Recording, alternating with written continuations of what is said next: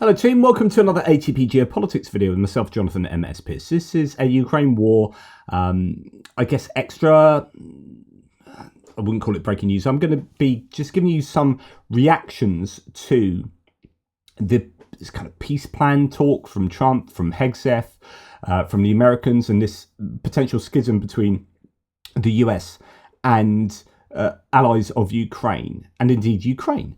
And I'm going to be doing a live chat in a couple of hours with Erlen from Tochny, maybe German to Ukraine as well. We're going to be talking about this, but I've got so much content that I wanted to share that I need to get some of it out the way first. So sorry, there's lots of content. You don't have to watch everything I do, of course. I just wanted to do a reaction video to the statements from Trump and Hegseth. By that, I mean reactions of other people. First of all, reactions from the Moscow Stock Exchange. Trump's call with Putin gave a massive boost to the Moscow stock market. Trump is now saving the Kremlin from the brink of economic catastrophe. I don't think I would go that far. I don't think this is going to change the broader economic outlook for Russia. However, it does really give you an indication that Russia is very, very happy indeed with what with what Trump has stated. Be under no illusions that everything Trump seems to be saying at the moment is to the benefit of Russia and not Ukraine. I think it's very clear to see where his sympathies lie. So Dimko, who I interviewed the other day, is a Ukrainian. Let's get a few Ukrainian views on what's been happening. And really, there are quite a number of morose people. But Dimko says, as a Ukrainian, Europe needs to wake up. There are clear signals the US has lost its position as moral and strong leader of the world. Okay, these are genuine Ukrainian voices telling you that, okay, the US is no longer a moral leader in the world. Europe needs to step up. So I think it's important to understand what Ukrainians are thinking. Here's Ilya Ponomarenko, who formerly is now an author, wrote for the Kyiv Independent. Keep your spirits up, folks. Ukraine has endured unimaginable trials, defied countless nevers and impossibles, and stunned the world time and again with its heroic resistance. Words alone cannot capture it. We have gone from Russian troops storming Kyiv to groundbreaking Russian defeats and fighting for survival to launching state-of-the-art Ukrainian rockets and drones that strike Russian oil depots and air bases every single night. We will overcome this as well. There is always a way forward for those who refuse to surrender. If we had listened to all the defeatists and doomsayers, Ukraine would have been wiped off the map long ago. In other words, what he's saying is that the Ukrainians are being forced to this kind of appeasement situation by the Americans. What the American position appears to be kind of Chamberlain-esque from 1938, and had that been a position that Ukraine had previously adopted, then they wouldn't exist. So few nations, he continues, have endured such a brutal path to freedom, independence, and the pursuit of happiness as Ukraine. But absolutely nothing is over. So strong words here. Everything will be all right if we refuse to break and give the enemy the satisfaction of our despair and continue to act where action is needed. Greetings from the capital of the free world. So strong words there, but you get a sense of this feeling of betrayal from the United States. Trent Talenko. Now, this is interesting. So we've got a couple of voices here of really, really strong pro-Republicans. Trent Talenko is this kind of logistics guy that came to the fore at the beginning of the war, but he's been vehemently anti-Biden and very, very pro-Republican and largely pro-Trump. So when you hear his voice and David D's in a second, who's exactly the same ilk, then actually you know that Trump is probably not doing what he should do. So he says, if President Trump says, okay, let's go back, because there's a bit of a counterfactual there. So there are some hard truths here. President Zelensky cannot surrender. What his people won't let him surrender. This is in response to Australia Intel saying, I don't see it turning out to anything. Ukrainian and Russian negotiating positions are way too far apart. Cave in too much to the demands of one and you are turned down by the other. Trump's effort is understandable, but now is simply not the right time for negotiations. Okay, make of that what you will, but Trent Talenko says some hard truths here, and that is that actually if Trump is too pro-Russian, then the Ukrainian people will not accept that. let alone what Zelensky wants, the people will not accept that, and they'll be like, no, that ain't happening. So I think, there might be some hard truths for the Trump administration here. So the Russia-Ukrainian war, he continues, Talenko, is an existential conflict for the Ukrainian people as a polity, and for Putin as a classic Oriental despot. Putin has violated every treaty and agreement he's ever signed. So that's worth remembering. And then here's the important part. If President Trump thinks he can change either the stakes of the competence or the power this moment behavior of Putin with a phone call, he is being foolish. The war ends with Putin. The only question is whether the Russian collapse happens before or after he dies. Now, that's really strong wording there from Trent Talenko, but I think it's also broadly correct. And that's interesting for him to concede that if Trump thinks he can sort this out as easily as it appears he does, then he's a fool. Now, David D, very similar, very anti-Biden, very pro-Republican, says, to be clear, this is Ukraine's and Europe's war to win or end. The US has no right to tell Europe and Ukraine on what conditions it will end on. This is a chance for Europe to stand strong, and if the US does not want to help, tell us to F off and go all out and win. The EU and UK can do enormous damage to the US in trade and tell the US to leave European soil. It's kind of what I was saying the other day about getting those bases out of Europe. If you want us to take control of this war and our security, then you need to sort off and we'll stand strong on our own. So David D saying, well, yeah, go for it. Here's your chance. I don't think they've made that clear to Trump yet. If he chooses to leave Europe, he will see that he loses trade and security more than Europe does. So European security is sorted out from within Europe broadly. And the US has wanted to have its foot in the door of Europe because Europe's security is the US's security in the context of the Cold War, right? And the context of trade. Political security is trade security and stability, and trade stability is good for the US. So the US has been investing in Europe physically with American bases. Well, if the UK tells the US to sod off, then actually Trump will recognise that actually, as he says here, if he chooses to leave Europe, he will see that he loses trade and security more than Europe will lose that. So that'll be a net loss, really, for the US more than for Europe. If Trump wants to have no place at the peace table, keep it up. So that's really strong wording from a very, very pro-Republican there. But someone that's... And it's interesting when you have these competing worldviews in one's head. Right, and it leads to, I've talked to you so often about cognitive dissonance. We have a core belief, evidence against that belief, you have dissonance in your head, and your brain needs to do something to reduce that dissonance. So cognitive dissonance reduction explains an awful lot of what we do psychologically on a daily basis. So when you have people who are strongly Trump supporters, but also have these other views in there of being strong Ukrainian supporters, then these two things can do a bit of that and cause a lot of dissonance, because Trump is not often saying the best things for Ukraine. And so those two ideas come to do a bit of this. And how do you reduce that dissonance? Well, actually, some people are able to go, oh, hang on, right? It's that nuance of saying, well, I'm a Trump supporter, but I'm also a Ukraine supporter. And actually, I can hold in my head that Trump sucks for Ukraine. In this area, what he said yesterday sucks for Ukraine. Some other people less so. I had Andy S on my threads today saying, well, you're taking it all out of context. I don't think I'm taking it out of context. There's no analyst that's saying some of this stuff is taken out of context and whatnot. And so I think, it's good to be able to have a nuanced view of someone like Trump, whereby it's like, okay, he's not perfect for everything. I think he's bad on virtually everything political, but I don't hold the same politics as other people. Other people be very, very strongly supportive of Trump, but when it comes to Ukraine, I understand that he actually sucks on Ukraine, and I think that's kind of where David D is going there.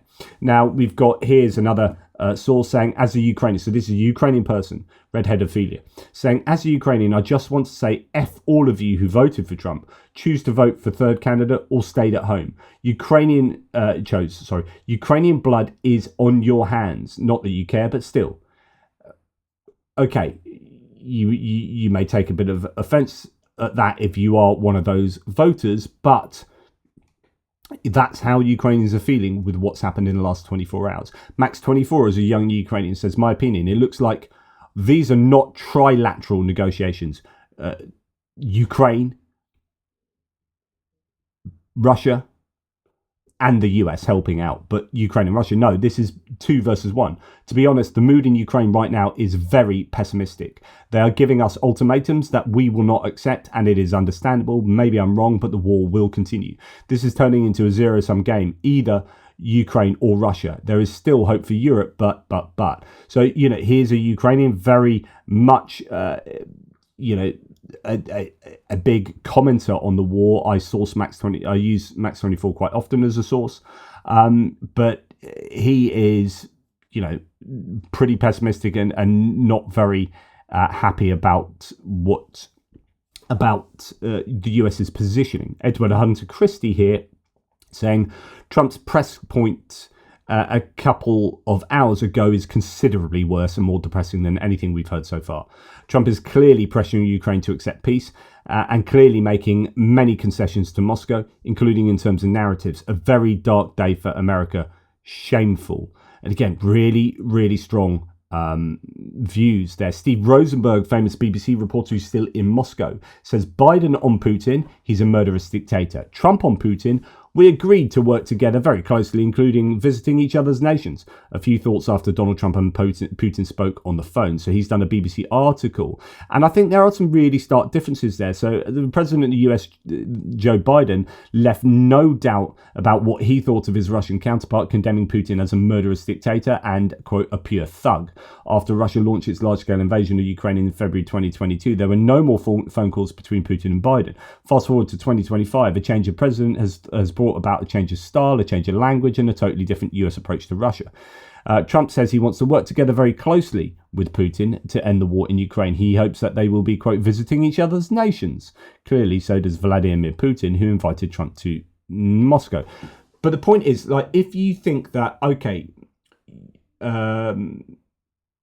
Trump is being a much more canny leader here, and he's actually getting negotiations started, and this is the right approach, which is to be nice to Putin, to bring him to the table, blah, blah, blah. I think you're missing a thing here. He, as I've said many times, he doesn't care about the outcome of negotiations, right? So he doesn't care. He literally likes Vladimir Putin more than he does Zelensky. And he appears to have more sympathies for Russia than he does for Ukraine. And so I don't see this as Trump being a kind of a better leader and more able to get these people to the table. He is merely a Putin appeaser. He is Chamberlain in 2025. And I don't think that's strong. And I don't think that's canny of Trump. I think he likes strongmen leaders. He likes a dictator. He wants to be a dictator himself. Look at what he's doing in the United States at the moment. And as a result, he is saying things that are vastly more preferable to Putin than to Zelensky. Yes, so Russian officials claim Moscow is ready for talks, but always refer back to Putin's so-called peace proposal of June 2024 that reads more like an ultimatum. Under the plan, Russia would get to keep all the Ukrainian territory it has seized, plus some more land still under Ukrainian control, which is essentially what the Trump plan and the Hegseth plan appears to be. On top of that, Ukraine would not be allowed to join NATO, and Western sanctions against Russia would be scrapped. That's what. So this isn't Trump being canny and clever. This is Trump literally providing the Russians with an American peace plan that is the Russian peace plan. That is the Russian ultimatum. As one Russian newspaper put it earlier this week, Russia is ready for talks, but on its terms. If you drop the diplomatic language, essentially that is called an ultimatum. And that is what Ukraine is being delivered by the US. This is what the US foresees for Ukraine, the Russian ultimatum. To the point where, Ukrainians like Tatarigami say, Chamberlain 1938, Trump 2025. Here, Christian Boros says, so the 24-hour plan to end the war in Ukraine was just to abandon Ukraine within 20 days. I'm going to solve this within one day, even before the inauguration, becomes, solving this by just giving Ukraine to Russia. That's how people are seeing it. Here we've got another source saying, funny how when it's negotiating with Putin, Trump starts from a position of weakness, but with everyone else, it's, I'll annex your country or slap 100% tariffs and bankrupt you until you say yes. I can't tell you how important this view is. I might bring this up to talk with Erland about, which is Trump is seen as this hardball negotiator when it comes to Canada and the EU, Australia and Colombia and Panama and Mexico, Denmark. It's tariffs. And I'm gonna be really forceful with my allies, essentially. But when it comes to Putin, it's complete capitulation and appeasement, starting from a position of weakness. Honestly, that's exactly what it appears like. And you tell that in the language. The language, as Steve Rosenberg says, the language of Trump is one of, I think, genuflecting to Putin, where with everyone else, he's strong-arming them. So he strong-arms his allies and he's weak to his enemies.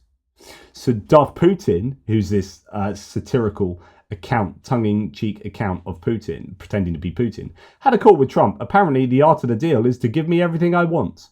That's literally how people are seeing it. So if you're a big fan of Trump and you think he's doing the right thing by Ukraine, just understand that very few other people see it that way at all. And when it comes to empirical evidence, when the Russian stock market is loving what Trump's doing, then Trump's probably doing what Russia wants. It's that simple. Max24 again says Trump appears to be planning. This is a Politico article, so let's see how some of the newspapers see it. Trump appears to be planning to agree on a peace plan with Putin and views Zelensky as a secondary party. And that goes back to what Max said earlier about 2 versus 1. European leaders, says Bloomberg, were stunned to learn of the call, and some said it appeared to signal that Trump was selling out Ukraine. That's how I see it, for sure. The Telegraph. The US is no longer interested in ensuring Ukrainian and European security. And that's basically Hegseth and Trump's position. Pekka Taveri says, Hegseth was supposed to be the tough guy who makes US armed forces warriors again and starts by giving up to Putin. Even before the negotiations start, it's pitiful. Alistair Campbell, a former spin doctor for the Blair government, says Putin will be laughing his head off at the Trump press conference. What with Hegseth comments and Tulsi Gabbard confirmation, and now Zelensky clearly being excluded from so-called peace talks, it has been a good day for the Kremlin. Just absolutely incredible. Ian Robbins below, disgraceful. Just so Trump can say, I stopped the fighting. Here's a disgrace. The US is not an ally. Remember what I said earlier, that I think what is driving Trump to do much of, or to say much of what he says, and to position himself as he is, he really wants the Nobel Peace Prize. If you watch a number of his speeches, not speeches, but he has mentioned Nobel Peace Prize a lot, but in conversations sometimes when he's being interviewed, he will bring the Nobel Peace Prize and he'll say, I should have got that, but I've never got it. That's ridiculous for everything I've done for Israel and etc., etc. You have to understand that Trump is desperate for a legacy. He wants to be seen as a strong man, but he also wants to be on the front of the Time magazine and as someone who has received the Nobel Peace Prize. So I think, he's trying to force a deal because he thinks getting a deal done is a sure way to get the Nobel Peace Prize. And that deal doesn't really have to be to the benefit of Ukraine. It just has to be a deal that stops the war. If it stops the war, I get the Nobel Peace Prize. Discuss. we've got this. Just honestly, listen to both Kamala Harris and Hillary Clinton. You might not like to. You might be too big of a Republican to give this the time of day, but fascinating. We'll start with Kamala Harris. These dictators and autocrats are rooting for you to be president again because they're so clear. They can manipulate you with flattery and favors. And that is why so many military leaders who you have worked with have told me you are a disgrace. These dictators... Okay, discuss. And then how about this even earlier from Hillary Clinton? If I can get the sound coming out here, which I appear not to be able to. Here we go. Putin, from everything I see, has no respect for this person. Well, that's because he'd rather have a puppet as president of the United States. No puppet. And it's pretty clear. You're the puppet. It's pretty clear you won't admit that the Russians have engaged in cyber attacks against the United States of America, that you encouraged espionage against our people, that you are willing to spout the Putin line, sign up for his wish list, break up NATO, do whatever he wants to do, and that you continue to get help from him because he has a very clear favorite in this race. You can say what you like about Hillary Clinton and Kamala Harris, but I think they're spot on. And I think the evidence suggests exactly that. I think Trump is eminently more manipulatable than Biden, than Harris would have been, and than Hillary Clinton would have been. I think they're very clear-eyed about Putin, and they have used language that's very appropriate for Putin, language that Trump has never used.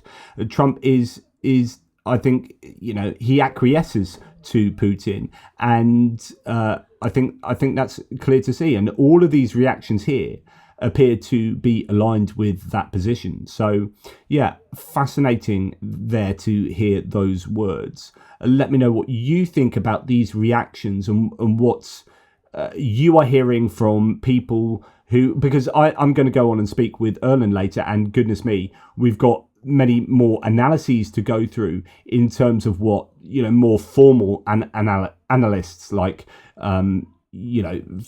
Phillips O'Brien and John Bolton and so on and so forth about what they think about the last 24 hours.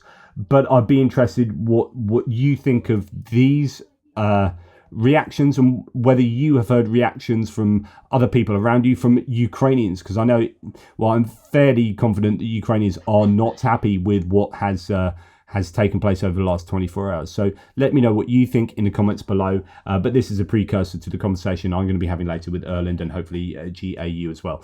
Take care, and I'll speak to you soon.